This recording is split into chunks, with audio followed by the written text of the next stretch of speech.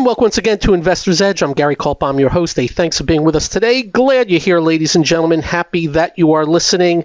It's, April 15th, 2026, which means I hope you paid your taxes or took an extension. Now, remember, an extension does not excuse you from paying today. You still need to pay, but you can extend when you have to file.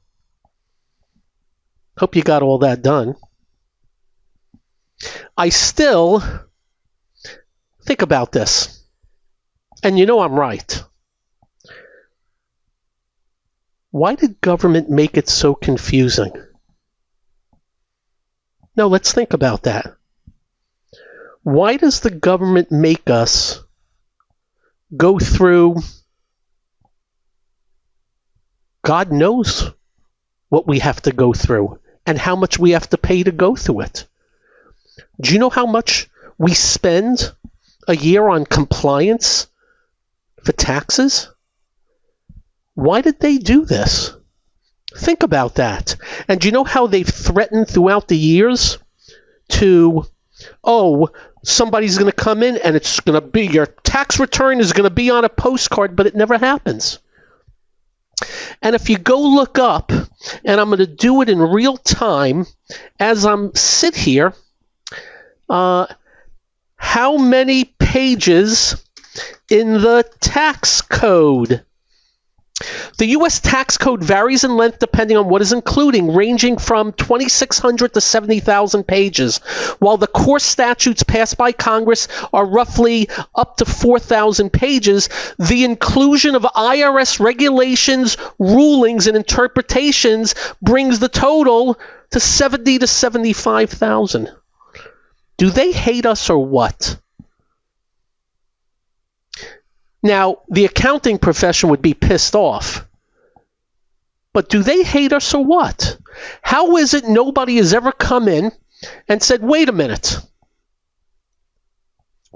For individuals, these are your tax rates. Here's your few write-offs. That's it. Little deduction here for a child. That's it. Deduction for charity. Okay. How did they turn it into a monstrosity? How did they make it to where you got to spend, many of us, thousands of dollars? They hate us, don't they? You would think it would be simplistic. You got to see what I go through.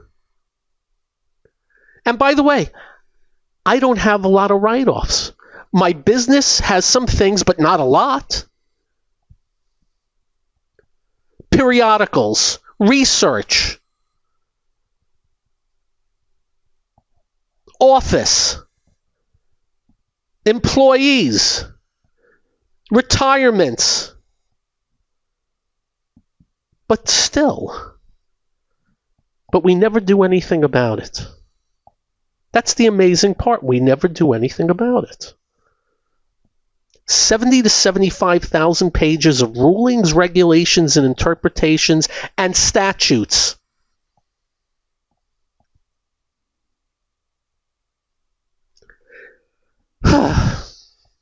It's April 15th. Hey, by the way, in case you don't know, it is April 15th. This is serious talk on everything that affects you, the markets. And we have a lot to say today. In fact, I'm actually going to punch myself in the head today, and I'll explain why. We'll do markets, the economy, your job, your industry, the war, blockades, tariffs, whatever we need to discuss. That matters. And if you do not get this radio show in your city, we're going to post it at GaryK.com. We'll also post it on our X feed. If you don't follow us on X, you should. Just put our name in. We'll also post it on BizTV YouTube channel. And if you'd like to email me, just be nice. I got an email from a very respectful listener that's not happy with me, but very respectful, and we're respectful back. He's not happy with me. And you know why. But today, I have to tell you, We're going to surprise you out of the box, get it out of the way. As you know, I am a big defender of Israel. I think that the media and so many have lied about the country and the people, all about politics. You got to remember, there are lots of people that hate democracies. They hate democracies. Anyway, Israel has done a very good job of neutering Hezbollah in the north of Israel. And if you recall, I told you that Hezbollah from the north of Israel, Lebanon, was shooting missiles over my head the first time I was in Israel. So that's number one on the hit parade. And I love when the media report it like Israel's doing something wrong. You should have seen some of the media in the last couple of days that I watch. It's really disgusting. Imagine let's say you lived in Washington, D.C. By the way, we'll get into the markets in a minute. This all matters to the markets. Imagine if you lived in Washington, D.C. and from Fairfax, Virginia, they were lobbing missiles into Washington, D.C. What would you do if you lived in Washington, D.C. and if you had you would do something to Fairfax, Virginia? I think that's close, right? So Israel said, go screw yourself. You've been lobbing missiles into us. We've done nothing, and we just had enough. We want to live our lives, and we're taking your asses out. And people, how can they do that? How can they do that? Anyway, I'm an amateur General Patton, and I must tell you, led by President Trump, it's all going to be about outcomes. I think they are doing a fantastic job now with Iran. Fantastic, and I mean that. Number one, they really have taken out a ton of Iran's military. A ton of it. And just remember something about Iran. There are countries that have military to defend. Iran has military to destroy. They've said it out loud. So that's number one. And I'm talking about all kinds of things, but where I'm really happy with the president, this idea of the blockade. And I must tell you, when they first announced it, I'm like, what is that going to do? I think it's working. And what it has done, no ships allowed through Iranian ports. It's costing them big bucks in Iran. Killing 90% of Iran's economy. Economic trade, poof. And sometimes you need to get leverage to get what's needed. And again, we don't know outcome, but this was a great idea. I don't pay attention to noise anymore. You know why, right? The noise. I look at actions and I look at outcome. And I hope I'm right. The amateur General Patton, I think this blockade is doing wonders. Doing wonders. Doing wonders. Fingers crossed. I'm going to give the Prez kudos on the blockade. And leading the military. I think they really neutered their asses. All right, let's move on. What I say, I was going to punch myself in the head. So on the confirmation day, we bought Semiconductor ETF. Decent piece. We sold it today. The reason is they were smoking the semiconductor stocks today. They were hitting them hard. ASML was down $100. And I'm thinking, okay, we're very stretched. We're very extended to the upside. Blah, blah, blah, and blah, blah, blah, and blah, blah, blah. In the last hour, ASML rallies up $50. I'll explain the rest, and then the rest of the market. This is the one and only Investor's Edge. And welcome once again to Investor's Edge. So the low of the day on an ETF, the SOXX is 392. Closes at 401. I don't even know what price I sold. Maybe it was 394, 395, I think. I don't know. What's the difference? I made good cheese. Boy, that irritates me. Bought it right on the confirmation day the way I should. And got a little too worried. Also had a name we bought and stopped out, had a little loss on it. And it came back decently. So your handsome and buffed host is not very happy. But here's the bigger story. The top 8 stocks, if you go to slickcharts.com, they give you the percentages of each stock in the indexes. The top 8 stocks of the S&P 500 is 36.93. In the NASDAQ 100, it's 64.48. By the way, I'm not making this up. If you went to slickcharts.com, let me give it to you. NASDAQ 100, NVIDIA 13.54%, Apple 11%, 11.02%, Microsoft 8.68%, Amazon 7.55%.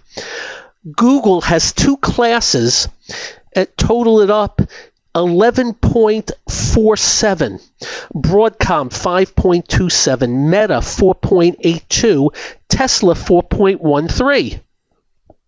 That's the NASDAQ 100. And what has happened recently? Well, let me give you today. Microsoft, I'm giving you aftermarket also, is up $17.50 today. It's a huge move for remember, the stock has been destroyed. But as we said, the software stocks have been acting better and had a magnificent day today. What else? Apple. It's number 2. Up 7 and change today. And maybe starting to, I'm looking at the chart of Apple, turn up. Tesla. It's been dead as a freaking doornail. Riding the bear market, what do we call it? The roadmap. Tesla's number 8 at 4.13% of the NASDAQ 100. Was up $28 today. Volume heavy. It hasn't even touched the 50-day moving average for like 3 months. It touched it at the close today. They were jumping on it. Amazon, top 8, well, was actually down today, but has gone straight up 1, 2, 3, 4, 5 days, went from 214 to 248. Broadcom, some announcement, was up 14 today. That one's gone straight up over the last just 6-7 days. Google, top 8. Actually, it's number 3 when you add both the whatchamadoogies. Up another 3 and change today. Went from 312 to 272 in 8 days in the last part of the drop. It's 337. And Meta, top 8, was getting murdered. The low was 526 at 671. Keep in mind, it's 796 last August. NVIDIA was up $1.70, including aftermarket today. a magnificent day in big tech, but not done. The QQQ, the NASDAQ 100 today, was up 1.4%. 1.4%. NASDAQ was up 376. So did I mention Netflix, which is number 11? That one's still edging higher, slowly but surely every day. Now, as I said, that was the NASDAQ 100. But you go to the S&P 500, those same names are 36.93% of the NASDAQ S&P 500. Think about that. 8 stocks are, let's round it out. 8 stocks are 37% of the NASDAQ 100. 492 are 63%. And guess what? They're all been getting bid. All of them getting bid right now. Into earnings. Just letting you know. And today, the S&P was up 55, NASDAQ 376, NASDAQ 362. Fortunately, I didn't screw up my S&P and NASDAQ 100 positions. And hopefully they give me another shot on the semis. It's not going to end my world, but damn. But there's more to it than just that, than these big names. As we have told you for a long while, we have had this left screen. It's just a screen on our left. And what it has is about 5 columns of software, technology types that in bearish markets. And in fact, on that screen, I've taken a bunch of names off that broke $20. That's how bad they were. So there's less on there than even used to be. They had a big day today. The worst areas look like, when we've been saying, the software's starting to tick up, a little bit better. Didn't finish great yesterday, but today was a boffo day. And the worst stuff today was up strong. And possibly give it a better than average chance, because they're all doing it at the same time. The worst of areas, the worst of names are done, going down. Now, I got news for you. That ain't saying much, because you got some stuff like, I can't even mention this one.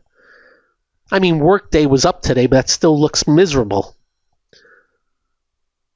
Uber broke back above the 50-day moving average.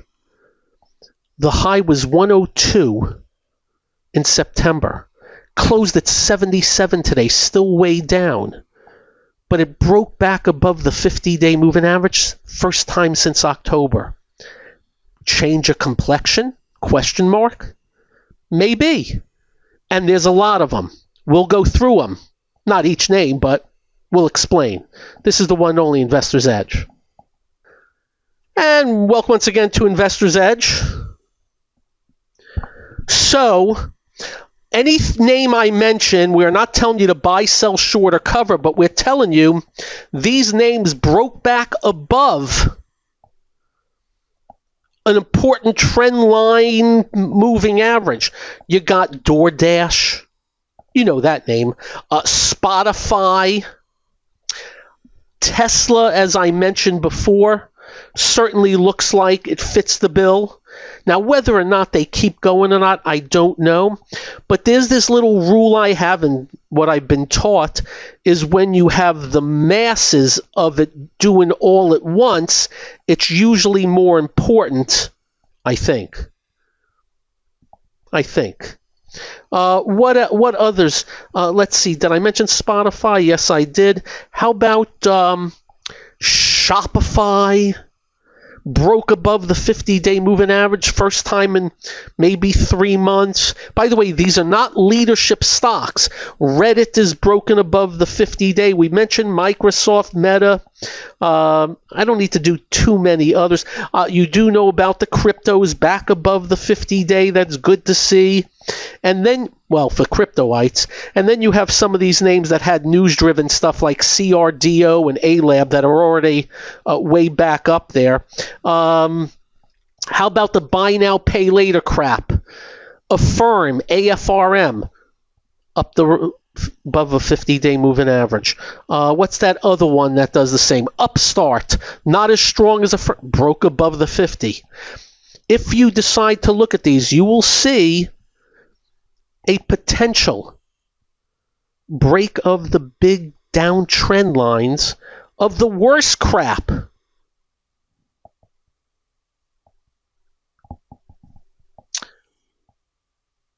Remember how we've been whining, complaining about some of the financials, namely the private equity credit stuff? Apollo broke above the 50-day moving average today. We had thought they were trying to bottom after big drops. Apollo. How about Blackstone? That did that in the last 2 days, so that kind of led. How about KKR? Same thing. So, little change of scenery while I traded my way into oblivion today. By the way, when I whine about myself, we never lose big because we have strict rules. But man, I hate when I sell something and reverses at the end of the day. And in the last hour, all in the last hour, the nerve. So my left screen today, big green. Big green. Now, there are others that aren't as strong. I mentioned Workday, not even near the 50-day. But we'll see what comes of it. The biggest story today, though, were the mega caps. Why? Because they're so influential. They're so influential. I told you the numbers. And guess what happened today? The S&P closed at a new high. Why? Because they're 37% of the S&P. The NASDAQ 100, 26,204, finished at a new high. Why? They're 64.48%. And they've all come up. You can just print out and overlay what an Amazon just did, and it kind of looks like the NASDAQ 100. And of course, then you can go through the rest. Also, Tesla, dead meat. Huge day today, and there was no news. Anyway, that's the big story today. But there's a few other things I have to cover here, and I may laugh at them, but it's kind of important. Number one, the transports. The transports today were down 316, but I believe at one time today, the transports were down, 2561, was down almost 700. Do you know why? Avis Rent-A-Car. What did we tell you? It's skewing the index. And it has had a big short squeeze, and at one time today, it hit $338, down, closed down 1650, was down 70 something at one time before, I guess, more short covering. So I just want to let you know, if you look at the IYT, which is the ETF for transports, it looks nothing like the transports because of CAR. Just letting you know. And some other things got hit in the transports today. I didn't see any reason why. They hit Ryder a little bit, FedEx, things like that. And they also hit today a lot of the economically sensitive names. So not everything was well today, but the big story today was what I mentioned already. And as I'm looking at some of these economically sensitive names, roughed up. I'm not so sure it has meaning. We'll see. Caterpillar was down 25. Deere was down 19. Economically sensitive. Auto dealers, yuck. Economically sensitive. We'll keep you on that. But there was another story today. And just so you know, every now and then, something happens. And sometimes it's one thing, sometimes it's two things, or even more. That every now and then dictates the end of a cycle. Every now and then dictates the end of a cycle. Sometimes it's just big noise, crazy noise. I don't know if you all remember 99-2000, but at the time, I still remember it was buy.com goes on TV and says these words: our business is about losing money on every product we sell, but make it up on the advertising. That was the CEO. Imagine that. We're going to lose money on every product we sell because we're going to undercut everybody, but make it back on the advertising. And I will tell you that was in the last month or so of the end of that whole move in the internet, where what ended up happening was a big deciphering of the good and the not so good back then. And that was just one thing. Front covers and CEOs. I remember there was these internet funds that used to be called technology funds, and then they became the internet fund. You had companies add .com to their name, and it actually moved their stocks. Companies would announce a website, and it would move their stocks. So there was a few things. Now, what's been the big talk of the town over the last year?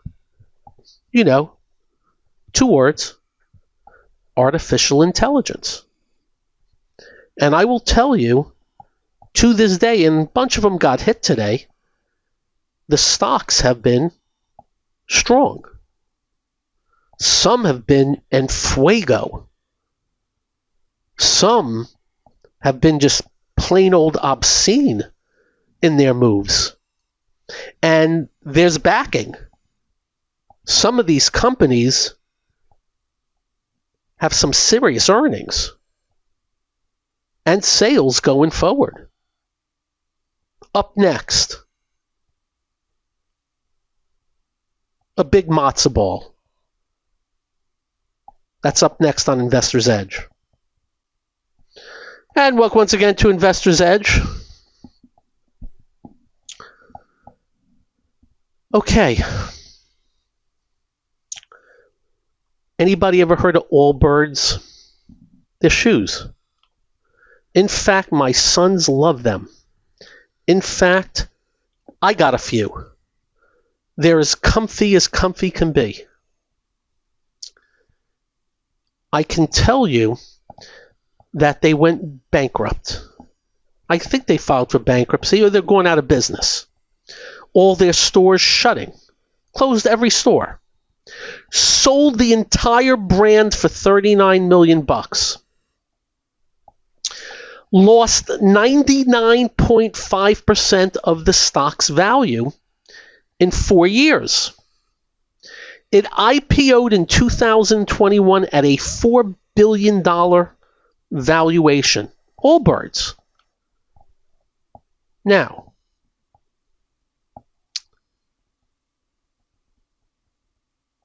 I bet you don't know, well, if you didn't read, what happened today. Allbirds makes an announcement.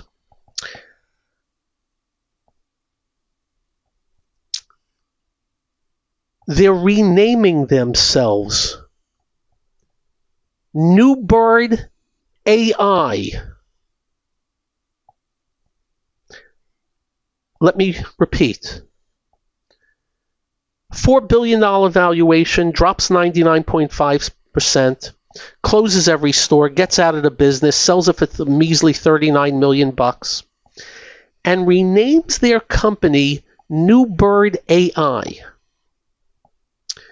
They're using $50 million to buy GPUs. Do you know what a GPU is? It's a graphics processing unit. You can go look up what it does. But they're changing their name to New Bird AI. Think about that. Terrific. They're going to get into a different business.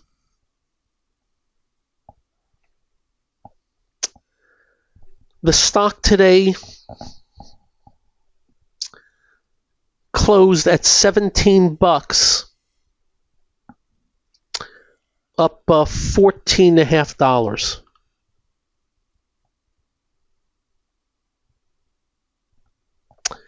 Volume today was 278 million.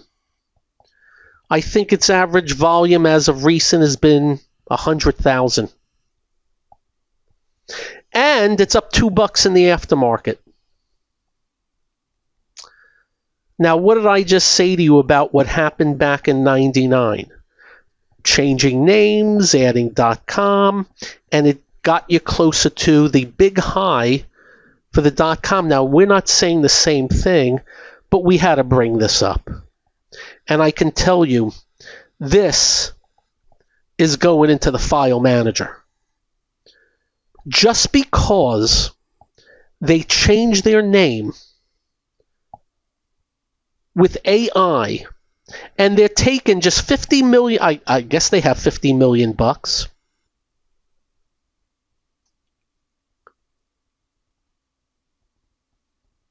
The stock goes ape you know what to the upside. So we're just letting you know. We're just letting you know. Put this down in your file manager. And by the way, the company is using a $50 million convertible financing facility to acquire these GPUs. I think I know what that means.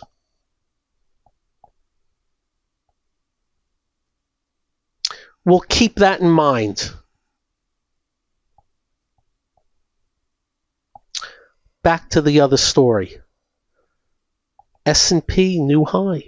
NASDAQ 100 new high. 8 stocks really kicking in the job right now, but the big help from software and what we call our left screen. The left screen.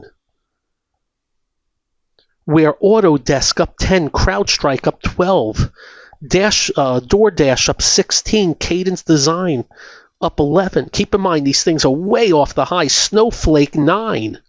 Zscaler 8, Viva Systems 8, AppLovin 30, Palantir 6, and boy, they were killing that. Spotify 19, Twilio 10. Uber 4. By the way, Uber's in the transports. I didn't even realize that till last week. So just letting you know. Just letting you know. The big guys are out again. Not one of them is in new yearly high ground. Making sure that is correct. Not one big name is in new yearly high ground, but boy, did they do a yeoman's job today. Tomorrow, I don't have a clue. In fact, as I said, I traded early today, thinking, and that ASML that was down 100 finished down 40, rallied $50 in the last hour, bringing the semis back. JP Morgan continues to head lower from their earnings. Goldman reversed a strong open today. Didn't have a great reaction to earnings, but tried to recover. Morgan Stanley had a good reaction to earnings today. Citigroup had a good reaction to earnings yesterday and up a little bit more today. Canadian banks are at new yearly highs. Much better than our banks. Lot going on. I got a lot of work to do tonight. That all said, you have a great evening. Drive carefully. When you get home, do like I do. It's simple. Make sure you hug your family, hug your children. They will feel better. You will feel better. I promise. Stay well, be well. Serenity now, ladies and gentlemen. Hey, good night.